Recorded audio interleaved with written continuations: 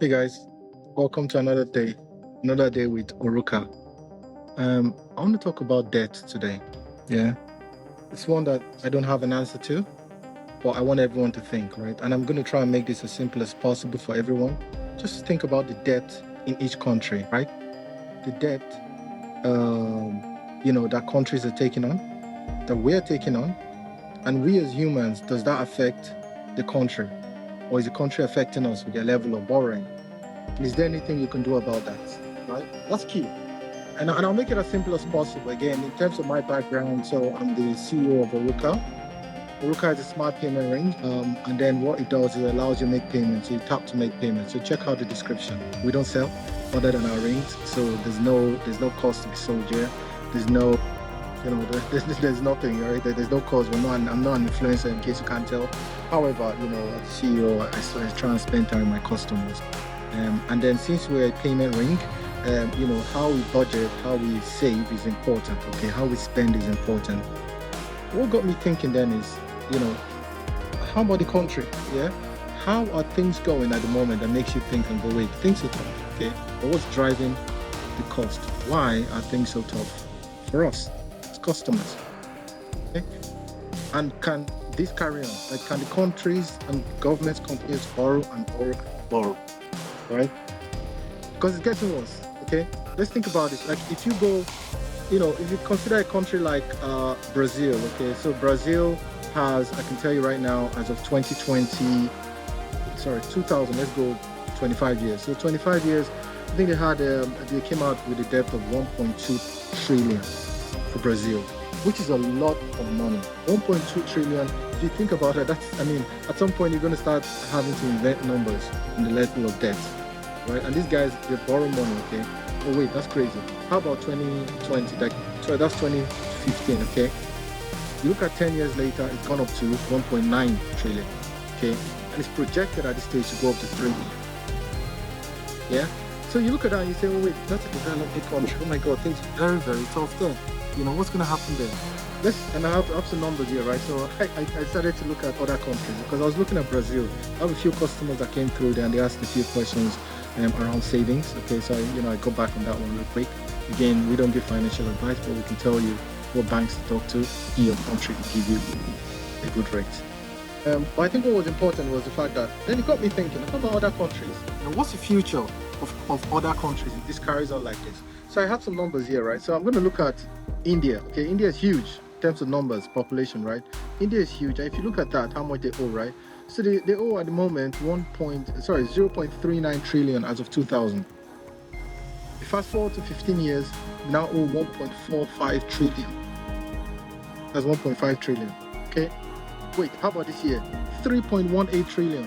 So it's double in cost that they're borrowing, right? And then go on to 20, it carries on at this level, right? In the next 10 years, they're going to owe 8.3 trillion. So maybe I should talk about borrowing, right? Which is important. Okay, so what does borrowing mean? Because people hear and go, oh my God, the government owes money. And we think about who they owe money to. And people maybe think they're just printing money. Again, the joke around printing money is there. Okay, so let's talk about that. So when governments borrow money, okay, it's as simple as, and people don't like to compare this, but if you compare it to me and you, okay, we earn money into our salary, okay, our salary comes in as money coming in, and then we spend, which is our expenditure, okay, in and out, and it must balance, so otherwise you go into an overdraft, you have to borrow money from the bank, and the banks earn interest on that money, okay, or on the other hand, you'll go get a credit card, and the credit card is even higher because they look at it as, oh wait, you're borrowing more and it's short term, so you earn more or you have to pay more interest. So that means when you borrow money, you're borrowing money from yourself in the future, and your interest rate goes up. The more people don't trust you, the more it goes up. Okay, and if you carry on like that, borrowing and borrowing and borrowing, in 15, 20 years, if you stop paying that debt or you don't pay back those loans, imagine if you stop paying back your loan with the bank. It's going to keep going up. And imagine if your bank says to you, okay, you know what, don't pay back the loan, just pay back interest, right? Which is what credit cards do. So a credit card can come to you and say, you're owing $10,000. So just don't pay the 10,000, just pay interest. The first thing any financial regulator will say to you is, hey, don't do that. That's crazy. Yeah? They'll say to you, don't do that. That's crazy. Make sure you pay down your loans because your interest will keep accumulating and your debt level will keep going up. sure you're trying to see what's happening there. So compare that to countries. And people are like, oh, no, it's not the same. It is the same. In principle, it's the same. A country, gets taxes, which is the income, okay? They get, again, actually, generally, it's always taxes. That's the only way, okay? We'll talk about the other way as well, right? But it's taxes. That's a major point. That's the only GDP or output that they have. They have taxes, and then they have GDP, which comes in as taxes, tariffs. Those are income coming in. That's the only way. You can increase output, you can increase GDP, you can work harder. Compare that to me and you. It's like going to get a second job, a third job, okay? You can increase your output, but you're still getting taxed, and that's it. So in this case, you're getting taxed, and that's how they get their money. But here's the point. If you get tax coming in, and then you don't have enough money to pay for the social services, to pay for the roads, for the clean roads, for the like everywhere, the roads, the lights, electricity, welfare for the sick people who stopped working, which you need to cater for your citizens. If you don't do that, guess what? Then you have to borrow because you don't have enough money. Your taxes are not enough. So you go in and you borrow from the market, which is what we're seeing here in Brazil and India. They go and they borrow. In this case, India has borrowed 3.1 trillion this year to say, hey, I'm sorry, we can't afford to pay. But here's the silly thing with governments, which somehow no one's saying this, which we should focus on, okay? If you go ahead and you borrow that money, okay, again, this is getting a bit long-winded, but just think about it, bear with me. If you borrow that money and you're not paying back the interest, it's like someone getting a loan and not paying back, or just paying back the interest. So if the government is just paying back the interest, it's like you're going to take a loan from the bank and you say, I'm only going to pay down the interest. And then it keeps going up, right? Because all you're doing is paying the interest. That's what happens with the government. So the government, what they do is they print money. Print money means they create a bond, okay? And they say, hey, here's a bond and we're going to sell it to investors. When they sell it to investors, right, what's happening then? The investors go ahead and take that money and say, hey, pay us interest only. And that's how you see interest on bonds, okay? And that goes up or down depending on the credit worthiness of the country. So I've talked about India and Brazil. Let's look at credit-worthy countries in quotes, right? So what's a credit-worthy country? Let's look at Canada. Canada is cool. They're sound. I love them, okay? Canada, as of 2000, their debt level was 0.6 trillion. Right now, 1.43 trillion, okay? Oh, wait, I said right now. That was 10 years ago. 2000, they had 0.6. 15 years later, 1.43 trillion that they borrowed. Oh wait, this year, 2.34 trillion. Again, this is all statistics. It's all there, right? You can Google it up and say, Canada, what's the debt level as of now? 2.3 trillion. What's going on the next 10 years? It's going to be 4.2. That's crazy. That's a country that has a good credit rating. The debt is going up. The bonds that they are creating, effectively, the money they are putting together, say, hey, please borrow us money. We're going to pay, okay, at some point. We just pay interest. That's going up. And that's a very good top credit-worthy country. Okay, let's talk about China. Same thing. China, as of 2000, this is China that's very, very strict. If you think about China is strict, they're very strict with their people, they're strict with fiscal policy. They try to export as much as possible. Okay, in terms of production, we know China is one of the most top producing countries in terms of GDP, in terms of output. Few mismanagement, okay, but I'll talk about that separately. But let's look at China. China, as of 2000, they borrowed 0.3 trillion. 2015, 4.5 trillion. 2025, 16, almost 4 times, 16.5 trillion as of 2025. If they carry on with this level, by 2036, it's going to be 80 trillion. All these are in dollars, by the way. So when I said India at 0.35, that's trillion dollars, which is more crazy if you convert it back to their local currency. How about big brother? Okay, let's talk about the United States. United States, again, we all know, right? It's easy to claim and say, oh my goodness, they're all in debt. That's true. Everyone knows about the debt in the US. US, 5.6 trillion, okay? And then if you look at the 2015, it went up to 19 trillion, from 5 trillion to 19 trillion, yeah? And then you go on to 2025, 34 trillion. So as of this year, the US is owing $34 trillion to someone. We'll talk about who they owe that to. And then in the next 10 years, it's going to be 69 trillion. That's crazy, guys. So if you look at it, the whole country, so if you pick any country, look at your country and say, what's the debt level there? Huge. So governments are borrowing and borrowing, all governments. And I don't want, and I say this from someone who's like, again, and I really think, guys, we should be smart, okay? When someone tells you there's a fire out there, most likely there's a fire out there, but we need to ask who caused that fire and why. Yeah. So the government, everyone's easy to say, oh my goodness, my government is corrupt. Oh my God, it's mismanaged. All governments are corrupt. Again, I've just looked at the stats here. You can go in, it's ChatGPT today, right? Or DeepSeek, wherever you use. Go in and search and go, hey, what's the debt level across all governments? It's huge. And I'm not one to look at, and say about the negative side of things and go, oh my God, everything's going to fall apart. Everything is going to fall apart, guys. They're like, at this level, all governments are borrowing. Okay, we're effectively printing money. Like, that's what it is, printing money. What we're doing is we're borrowing money from ourselves. The government is borrowing money from themselves, okay, and then paying just interest because they can't afford to pay. I mean, United States at 34 trillion. Their interest level is hitting, like, at this point, it's in billions, okay, and it's going to hit trillions in the next 10 years max. So that means they'll be owing trillions of debt, which doesn't even cover their GDP. Who are they owing the money to? Let's talk about that. So everyone goes, oh my goodness, the rich, that's the rich. That's true. The government owes the money to the rich. They owe the money to us, okay, because we invest in treasury.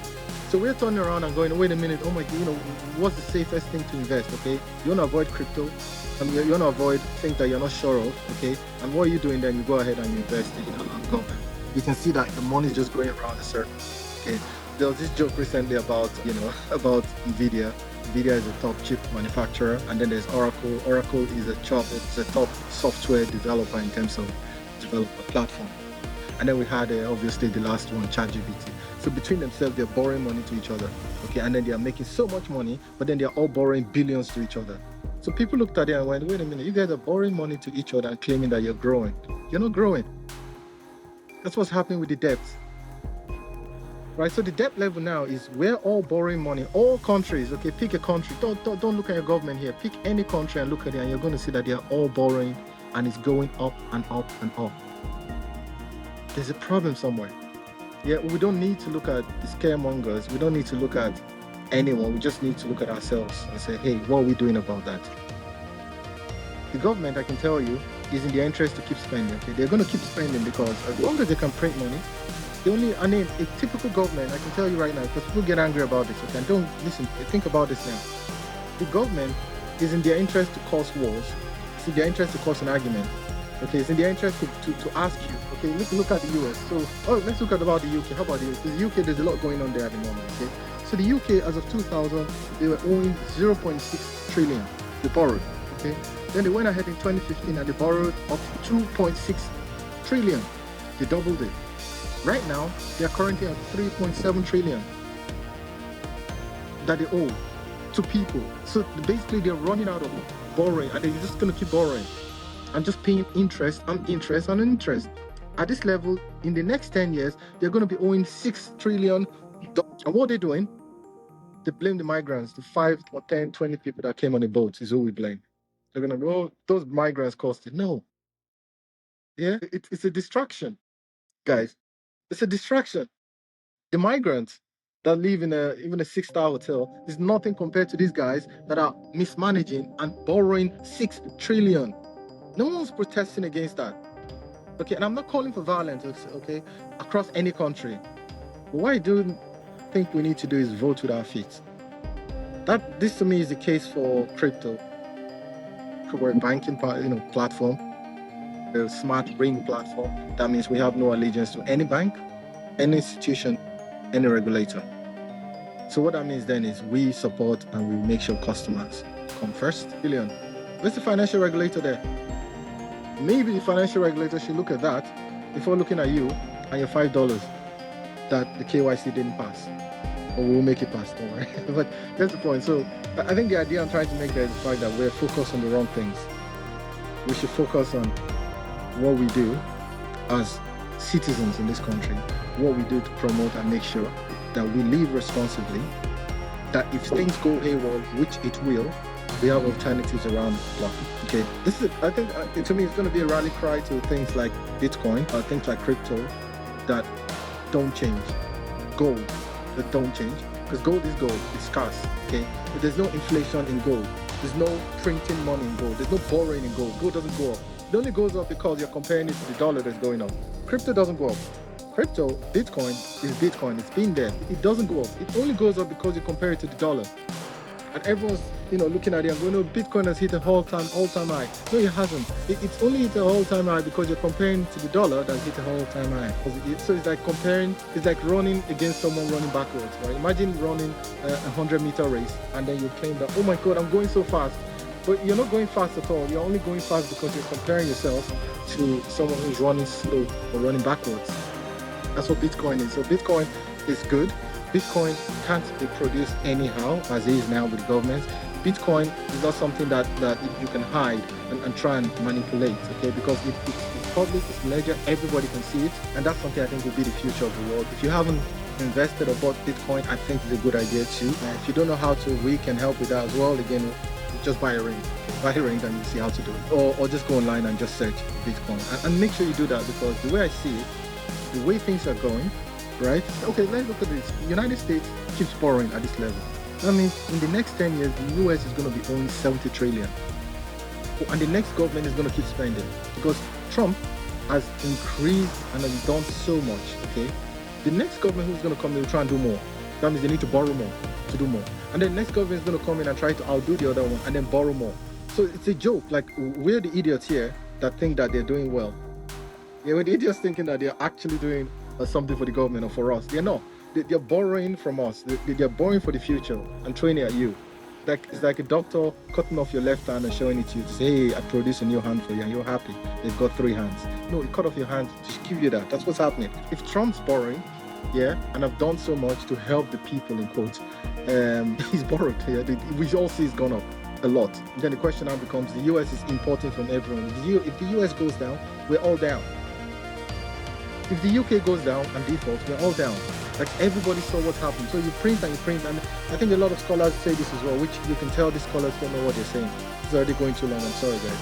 But there are a lot of scholars that come in and go, the government can't default because they have the power to print money. They are not like a household. Dude, they are like a household. The government is a household. It's silly to think that they're not. Common sense, right? Guys, go in and look at Zimbabwe. In our lifetime, so again, I'm only 40, Zimbabwe went down. I mean, it cost like 1 trillion to buy a loaf of bread in Zimbabwe. We were all here. If you're too young, just go in and search Zimbabwe inflation, and you're going to see what happened there. So if we carry on at this level, if the US goes down, everyone it imports to, every country that has borrowed to the US treasuries are bonds. At 5%, if you borrowed and you think it's one of the safest instruments, it's going to go down, and suddenly we're all out of money. So what's going to happen? The governments have to print more, which is the case, and we think that's the answer. That's not the answer, because the more you print, the more the inflation goes up, the more your money is worthless. The more you have to go in and maybe buy, like, you suddenly, and not even suddenly, it's happening at this stage. So in our lifetime, if this carries on, you will see that a loaf of bread is $10,000 or $100,000. Are you richer? No. You've just printed and printed and printed, and life has gotten tougher and tougher and tougher. In my opinion, I think we need to start looking at other ways, other than dollars, other than cash, because governments are overrun. The governments are, you can see that they're out of their debts. Okay, it's a joke at this point. There needs to be a reset. It's going to be very painful, but there needs to be a review of how we send money and spend money to each other, which I think crypto will do it, but it has to be done properly. Currently, crypto is only being used for speculation. Everyone believes that they can make more money from crypto, and that should not be the case. No one makes money from dollars, right? Crypto was supposed to be used for P2P transfers, P2P payments, because you can be sure how much crypto is. Crypto today is going to be crypto the same way, next level, the next 20, 50 years, still going to be the same. In fact, it actually diminishes. In fact, it goes up in value because it's scarcer. Money was supposed to be the same. Money was supposed to be scarce. It's not. Because everybody can print and print and print and print. Everybody, I mean everybody, every country. Germany, printing and printing. Canada, Brazil, China, United Kingdom, France, Italy, US. They're all printing and printing and printing. Like, it's worrying. Nigeria, it's my country, printing. Everyone's printing and printing, and we're all blaming the country, or blaming foreigners, or blaming the local government, or blaming everybody but the guys on top. Oh wait, okay, but there's nothing you can do about the guys on top. So what are you going to do? Go to your feet. Move to crypto. spend money, send money to each other, okay, without relying on the government. That would make the government think twice. That would make the government refine themselves and know how they do. You elected them. You can elect with your pockets, okay? There's a lot of P2P payments. Again, I'm not going to try and sell our rings. Obviously, we have our rings, which you can use to send money to each other. Without the dollar, without the local currency, let's do it. Like crypto already works. You can send the crypto from one person to the other. You should do it. Because that crypto you send today will be the same tomorrow and next tomorrow and next tomorrow and next tomorrow. There's a joke about someone who spends, 10,000, one Bitcoin to buy a pizza, right? And everyone's like, oh my God, that's crazy. Oh, he shouldn't have done that. No, he did the right thing. In fact, I support that person. Yeah, I support the person who actually did that because that was the first time someone used something of value. And they enjoyed the pizza. I don't think they vomited. They enjoyed the pizza. Yeah, that should be the case here as well. We should go in and transfer money to each other. And transfer money to each other. Transfer crypto to each other and know the value of what you transferred is what it is. It's not manipulated. Because at this level, I'm going to say it again, things are getting tough. It's going to go crazy. It's going to blow at some point. The debt levels across all countries is going to blow. And everyone governments are not disciplined. Just keep printing and printing and printing and printing. Borrowing and borrowing. So guys, be safe. Think. Look, if anyone's complaining and trying to point at people, you should ask them how they know, and you should consider if you're being played. Stay safe. Thank you. Again, join Oruka. www.oruka.com. Order your ring now. Cheers.